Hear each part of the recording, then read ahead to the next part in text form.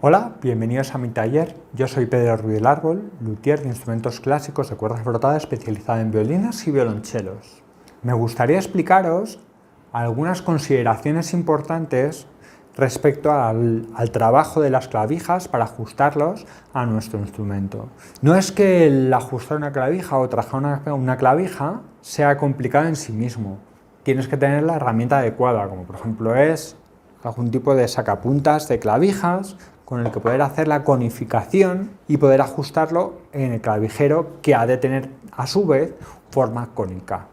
La forma cónica la hacemos con un escariador. Si no tenemos esas dos herramientas no podemos hacer ni ajustar ninguna clavija. Ahora, hay que tener una serie de consideraciones muy presentes para poder saber si el trabajo que estamos viendo en una clavija ha sido un buen trabajo o no.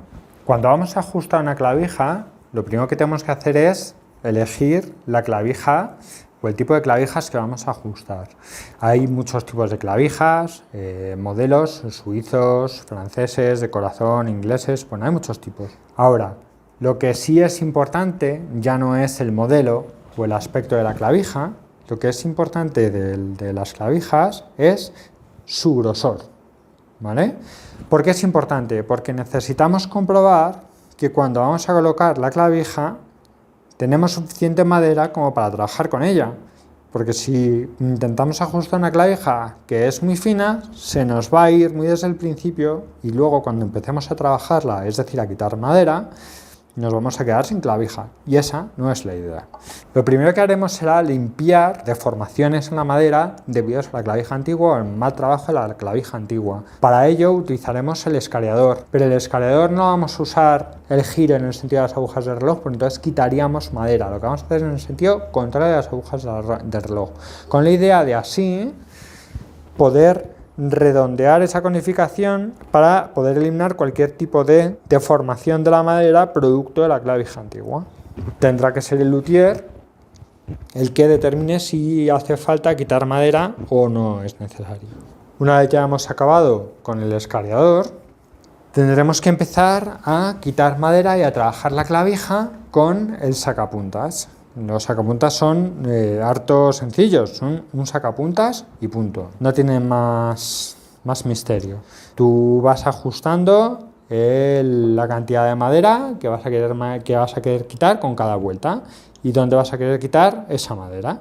Es recomendable antes de nada con un cuchillo repasar el borde de la corona de la clavija. Una vez ya hemos trabajado las 4 clavijas con el sacapuntas, comprobaré, y ya hemos comprobado que roza de manera uniforme los dos lados del clavijero, y hemos comprobado también que tenemos las medidas correctas desde la punta del clavijero hasta la corona de la clavija, podemos proceder a hacer las marcas donde deberían ir las cuerdas. Normalmente, más o menos la colocación de los agujeros será en la zona central de las clavijas, teniendo en cuenta que la cuerda de mi es muy finita y cuanto más esté el agujero hacia el lado del borde del clavijero, más vueltas podremos dar en ese borde, mientras que en la cuerda de sol, cuanto más esté el agujero en el lado contrario al que hay que dar las vueltas, luego pues podrá caber mejor la cuerda. Entonces yo recomiendo en la clavija de sol, en vez de hacerlo centrado, hacerlo un poquito desplazado hacia un lado, y en la cuerda de mi, en vez de hacerlo centrado, hacerlo también un poco desplazado hacia el lado del clavijero. Y ya las otras 2 clavijas ya pues más centradas. Ahí estamos. Como he dicho antes, en este vídeo lo que me gustaría es señalar algunas consideraciones importantes para ver o determinar si las clavijas están bien trabajadas o no. No es tanto el aprender a hacer una clavija, que al fin y al cabo lo que necesitamos es el escariador y el sacapuntas y paciencia, como el ver cuáles son esos aspectos que nos dicen si una clavija está bien hecha o no. Para empezar, una clavija ha de tener una distancia adecuada respecto al borde del clavijero. Esa distancia viene a ser unos 15 milímetros. Ahí estamos bastante aproximados.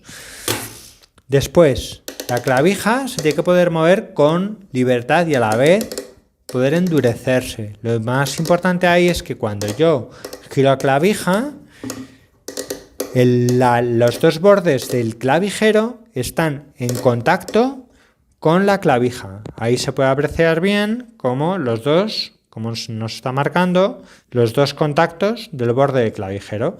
Otra manera de comprobar si está bien apoyada la clavija en los bordes del clavijero es, por ejemplo, dando unas cuantas vueltas a la clavija y llevándonoslos a los labios. Veremos cómo el calor de la fricción se reparte en dos zonas y no solo en una. Los agujeros de las cuerdas deberán ir más o menos en el centro de la clavija.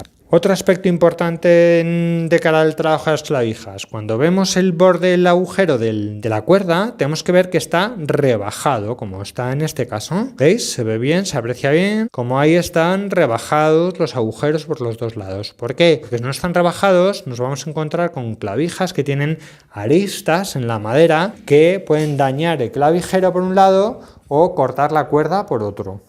El agujero de la clavija, de la cuerda de la clavija, ha de ser el mínimo indispensable para que quepa la cuerda con cierta facilidad, pero no muy grande, porque si no vamos a encontrarnos con que se va a soltar con mucha facilidad la cuerda. El último aspecto importante de las clavijas es el borde de la clavija. El borde de la clavija ha de estar trabajado, ha de estar redondeado, para que estén suavizados los bordes, para que entre bien, no pueda dañar la borde del clavijero y además quede estéticamente bonito.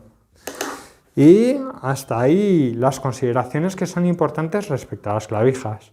Os recomiendo que veáis el vídeo que tengo en el canal sobre cómo colocar las cuerdas, donde explico algunas consideraciones también importantes a tener en cuenta para colocar las cuerdas. Muchísimas gracias por vuestro tiempo.